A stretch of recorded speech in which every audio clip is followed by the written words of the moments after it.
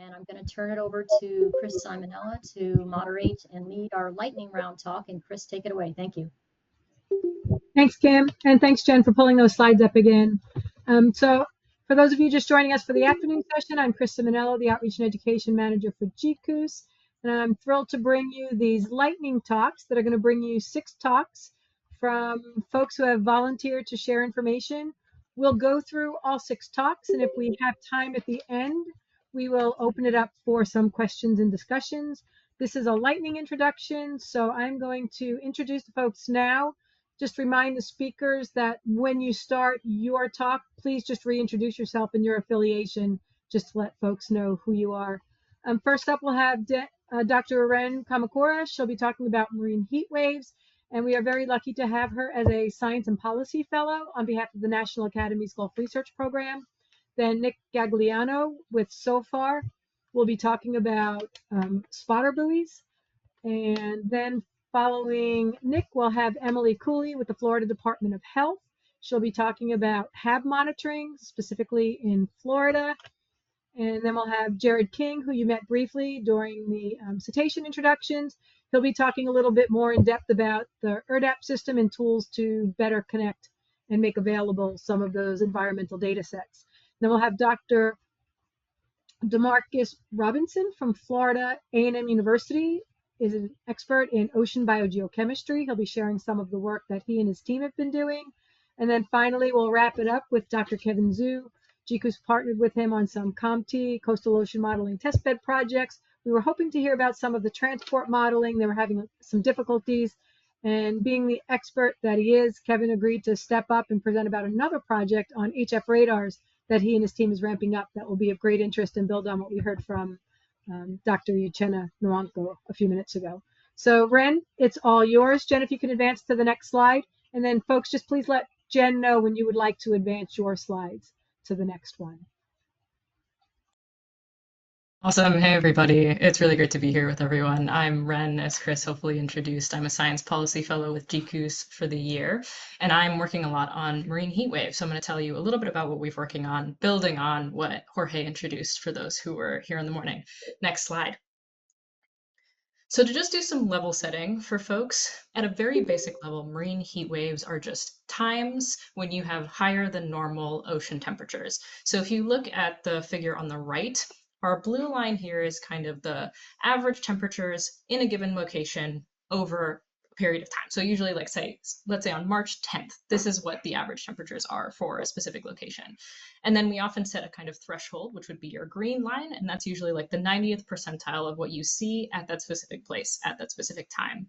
So in this specific graph, right, you've got temperature on the y-axis, time on the x-axis, and our black line is what the actual observed temperature is, right? And we expect that to be all over the place because that's how temperature is. It is pretty normal to get a couple time periods where it's a little bit hotter than usual. So these are the heat spikes that you see kind of in the left portion of that figure. But when you have it being hot for a longer period of time above this threshold for usually it's at least 5 days, but sometimes it can be much longer. That's when we start calling it a marine heat wave. And this can be something we see at the surface, but also can be subsurface, so deeper down in the ocean. To give an example, what you're seeing on the left here is a screenshot from one of NOAA's tools that lets you see where there's elevated sea surface temperatures. So everywhere there's like a beige to orange dot, that's where you're getting higher than normal temperatures. And this was for September of this year, but we're seeing a lot and more intense heat waves in various parts of the world, but including in the Gulf of Mexico. Next slide. So why do we care about marine heat waves? Well, as this lovely figure from IUCN shows, they have impacts on our ecosystems and our communities. And it's everything from potential loss of oyster harvest that we've seen in parts of like Apalachicola Bay and in Mobile Bay.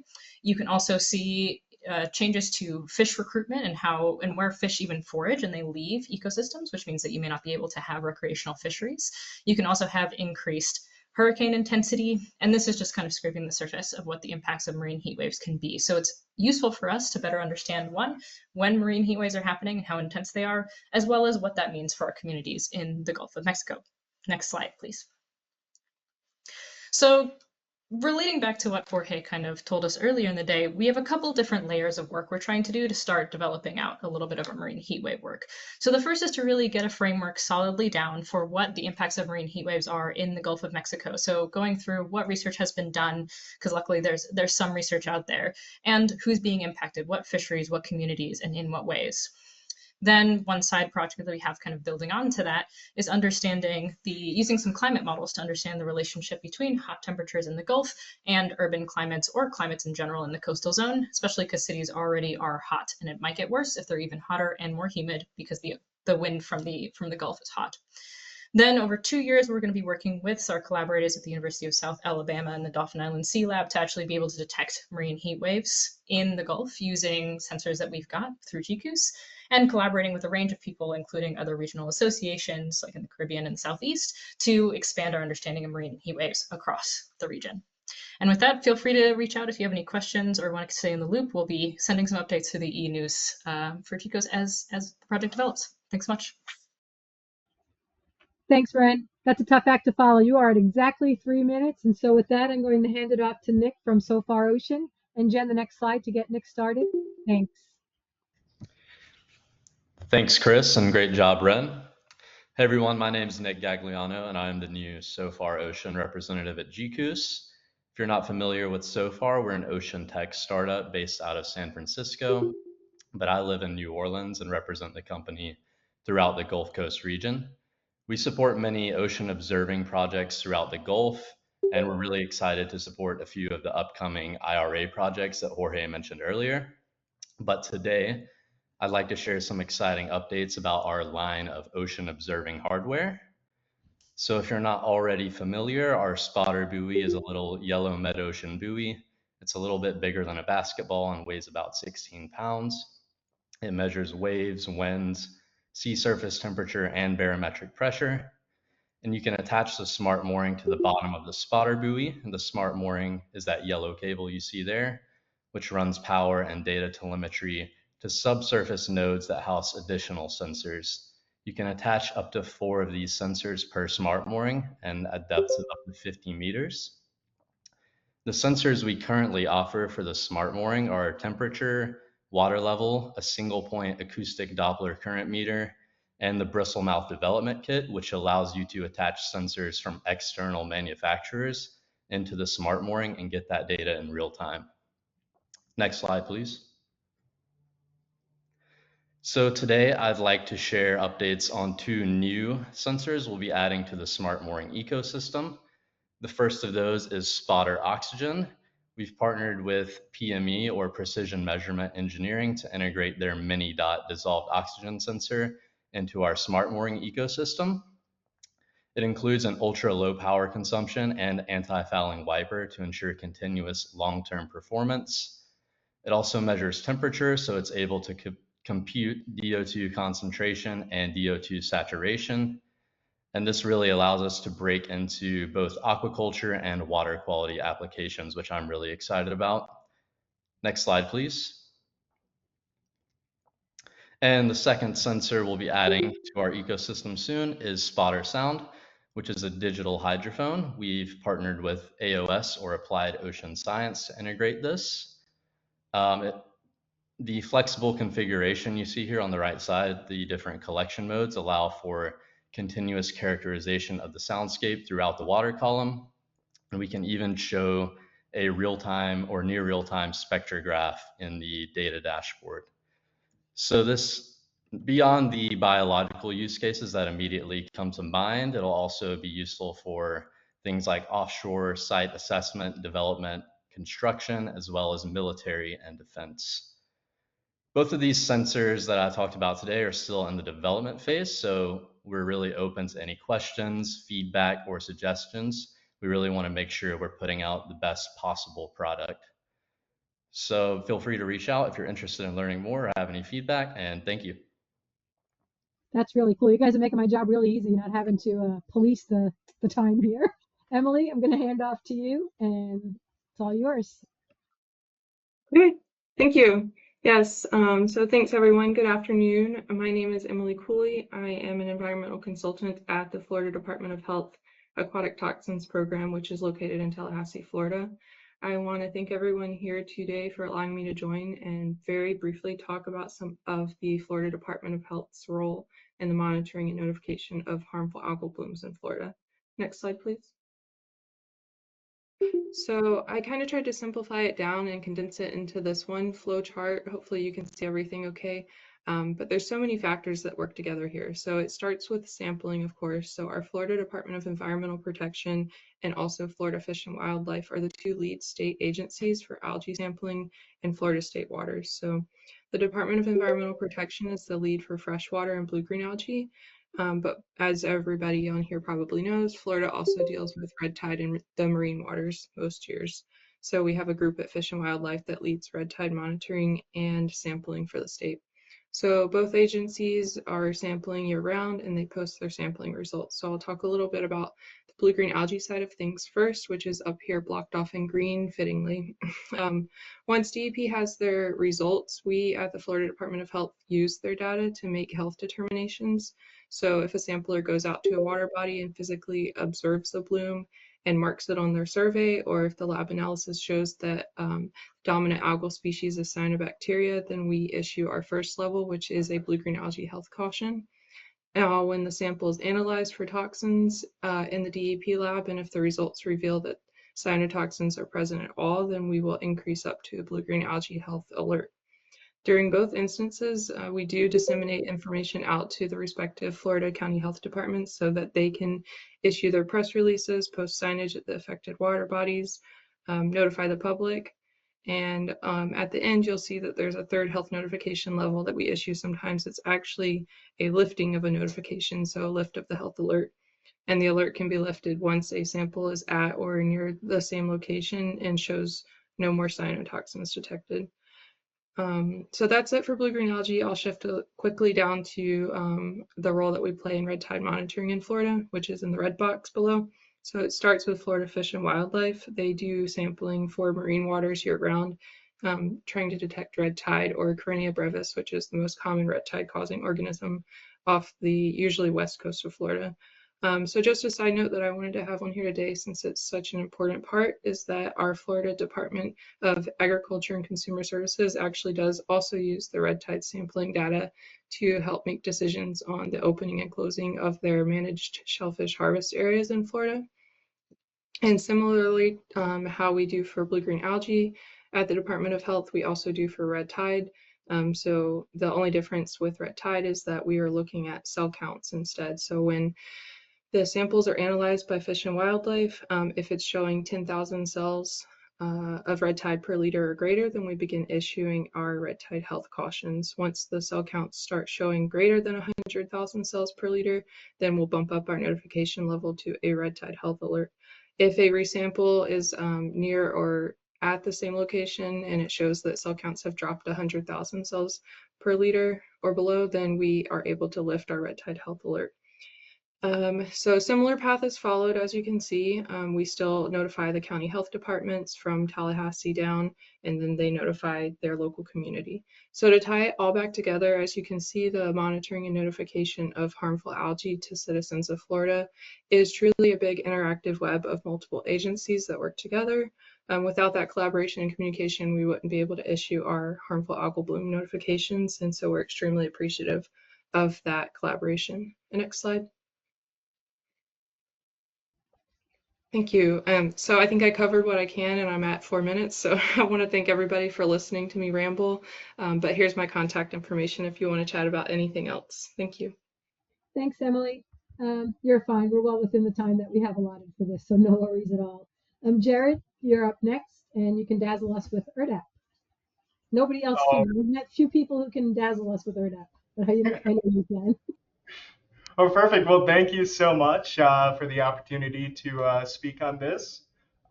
So with 3 minutes, and we're going to talk about something a little technical, so we're going to break it down.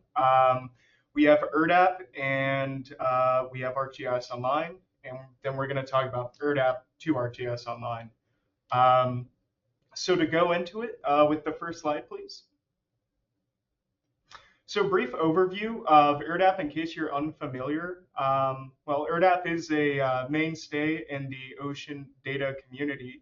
In case you're unfamiliar, it is the Environmental Research Division Data Access Program.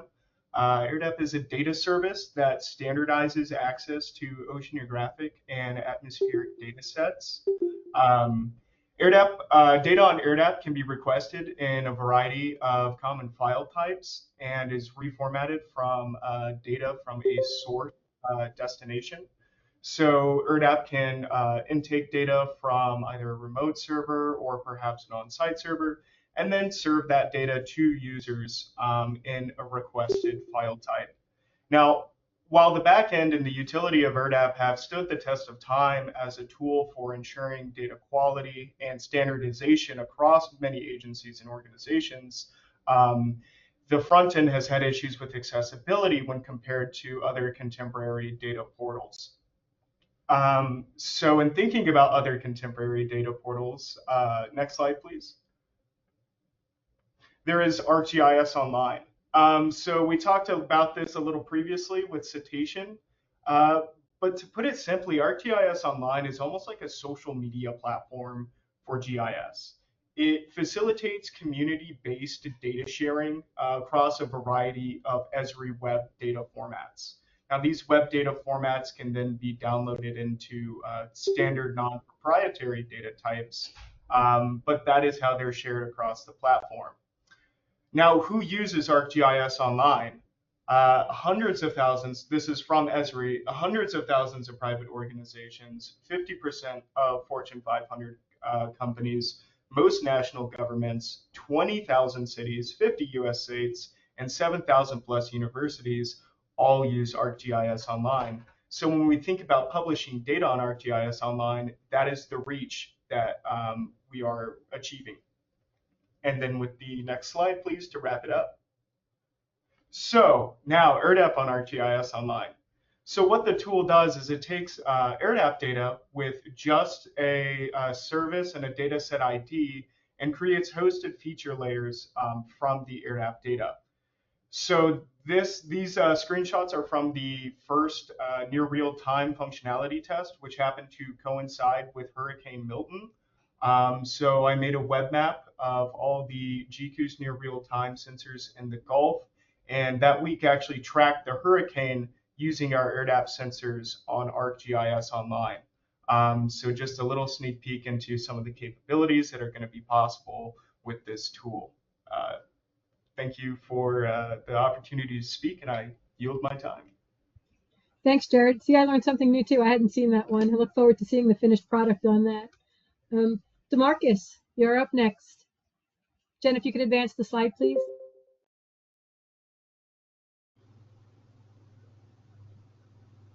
Hello, everybody. And thank you all for allowing me being here today, and also thank you to Chris for reaching out. My name is DeMarcus Robinson. I am a new postdoc here at the NOAA Center for Coastal Marine Ecosystem here at Florida A&M University. My background is in ocean biogeochemistry, but also do carbonate chemistry and also ocean policy. And so, unfortunately, I don't have a lot of data when it comes to my current project, but it surrounds looking at fish otoliths. So otoliths are ear bones or bones in the inner ear of fish, and it can be used for measuring, estimating a fish's age, but you can also use it to understand the ambient ocean conditions that are happening there. And so we plan on using a wide variety of fish species by partnering up with NOAA Fisheries and AOML to better understand the migration of different fish species in the Gulf of Mexico, but also the understanding how does that relate to the changes in ocean biogeochemistry in that environment. And so while that is going on, I'm also finishing up with several other projects.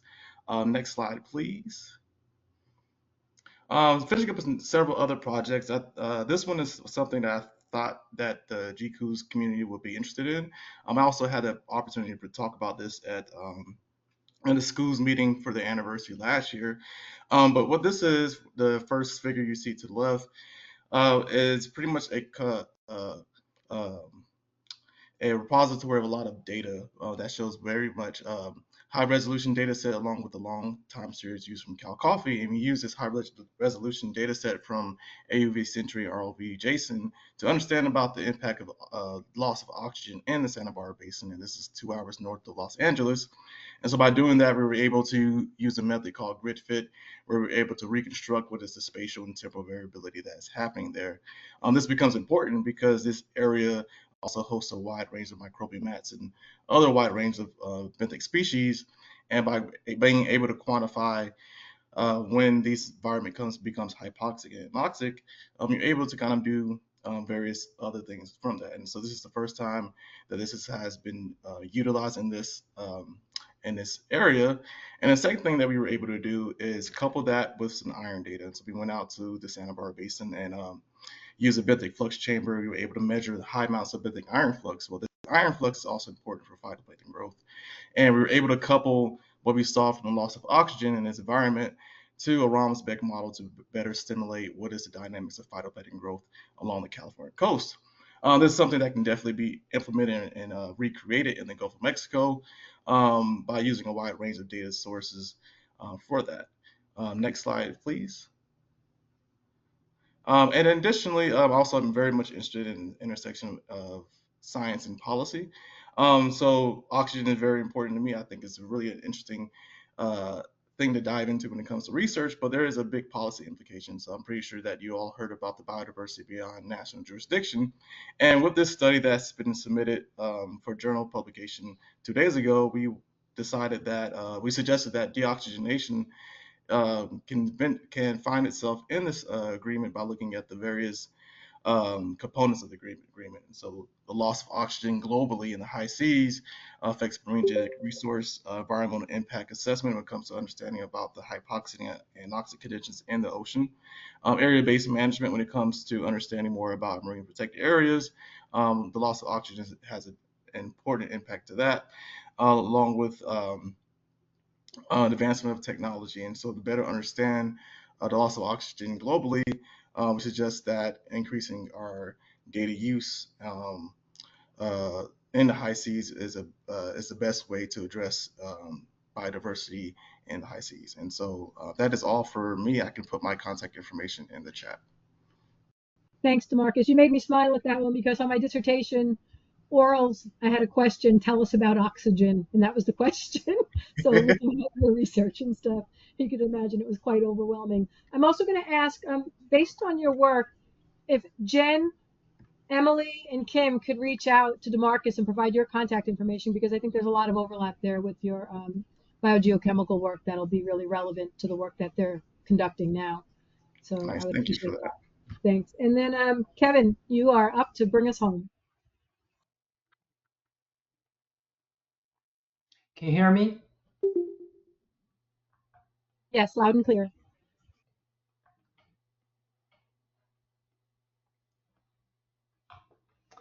Okay, thank you for the opportunity. My name is Kevin Xu. I'm a professor in the oceanography department here at LSU. Today, I would like to spend about 3 minutes to introduce our HF radar project. So this morning, Uchenning gave a really nice talk about the Gulf-wide HF radar system. So my talk is mainly focused on the northern Gulf of Mexico. This project would not be possible without the support from Louisiana Congressman Garrett Grieve, as well as Congress appropriation. So our project is a 5-year, $5 million project to install about 8 HF radar sites along Louisiana coast. So in this project, I'm the lead PI, but Dr. Chunyan Lee, who is also a professor at LSU, is actually the PI who will be leading lots of equipment installation testing. And Dr. Lee is a physical oceanographer. We are collaborating with Dr. Steve DeMarco from Texas A&M, as well as Jorge and Fellman from GCOOS. Our program officer is Brian Zelenke from NOAA. Next slide, please. So as you probably know, in the northern Gulf of Mexico, there's a large radar gap in the Louisiana coast. This coast is very different from many other coastal area along the U.S. Coastal area. So in Louisiana coast, we actually deal with a pretty muddy area with high subsidence rate. We also have land loss problem. We deal with lots of wetland. And many of the existing HF radar sites are built either on the dune, in the beach, along the beach, or on top of the rocks. But in Louisiana, we have to deal with soupy, muddy, soft wetland. Next slide, please.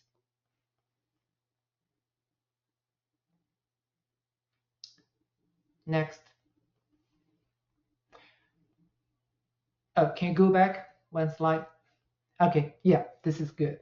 Okay, so when we prepare the proposal, this is our proposed potential. I want to emphasize the potential new LSU radar sites.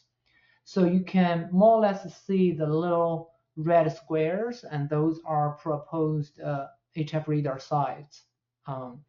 And based on this, you can actually see the new coverage on the Louisiana shelf, which is in the middle and the western part. And then there's also additional coverage on the eastern side. The yellow zones are pretty much covered by existing HF radar systems, including 2 blue dots from Fugro, and there are also coverage from the Texas side. Next, please. Okay, I don't have much result to present because we are still in a pretty early stage, and this is our timeline of proposed work. We just finished year 1. We are at the beginning of year 2. LSU just finished the first order of 4 radars from CODA, and yesterday 2 more radars were delivered to LSU campus. So we just finished the first order. We are about to place the next order to purchase 4 more radar systems from CODA. And over the past year, we have finished lots of trainings. Dr. Trin Lee and I went to California. We also sent 3 technicians to California for the HF radar training. We already finished numerous sites visits to many different locations along Louisiana coast. We have talked with more than 15 landowners regarding how to get permit and what steps are involved. It turns out that getting permit is really, really complicated. We spent lots of time on this, but we haven't received a permit yet. We anticipate to receive a few permits in the near future. 2 of them will be along the western part of Louisiana, next to the Texas-Louisiana border. And maybe 1 or 2 will be near the Grand Isle or the eastern side, near the Beaufort Delta. So that's all from me. Thank you. Thank you, Kevin. If I could ask all of our speakers to turn their cameras on. I think we have a few minutes if anybody has questions before we're done with the session. And a comment for you, Kevin, quickly, is that we do have expertise in-house. We've been working through our NOAA compliance, and there are others who have struggled with the same permitting issues that you have. So if there's anything that we can do to help and connect you to folks who might be able to help, just please let us know. Okay, thank you, Chris.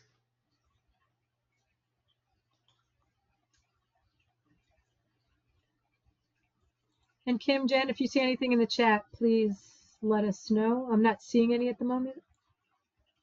Yes, Kim, please.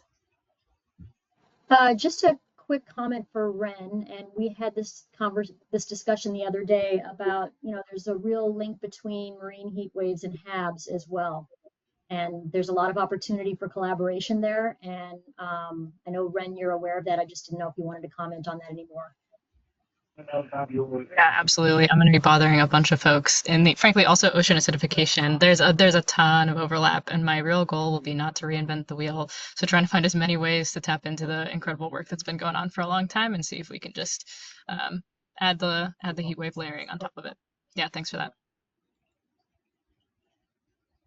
And I actually had one more comment for DeMarcus. DeMarcus, definitely please do reach out to us because of all these links that we're talking about. I saw your carbonate geochemistry expertise there, and we definitely need to loop you in. So thank you, guys. Thank you all for the great presentations. Thank you. Thanks, Kim. Any others? panelists, you're certainly welcome to ask each other questions as well if you have anything. There's a question in the chat from Emily Hall. Go ahead. Can you read it, please, Kim? It says, Nick, do you have issues with boat strikes? Yeah, we do. It's a small buoy.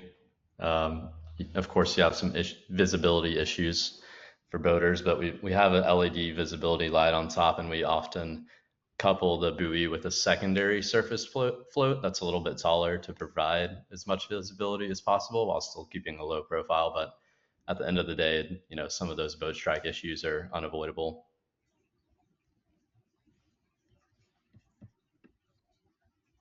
Thanks. And I do have a question for Jerad, actually. Do you have a plan to share the information from Milton that you were aggregating? Yes, I created a snapshot of the test and saved all the data, so that will be republished as its own special package. Great. And if you let me know when that is, we can make sure we get the message out to folks who are interested in seeing it. It's pretty cool. Thank you. Anybody else? Questions, comments, thoughts? Chris, this is Jorge. I have a question for Nick.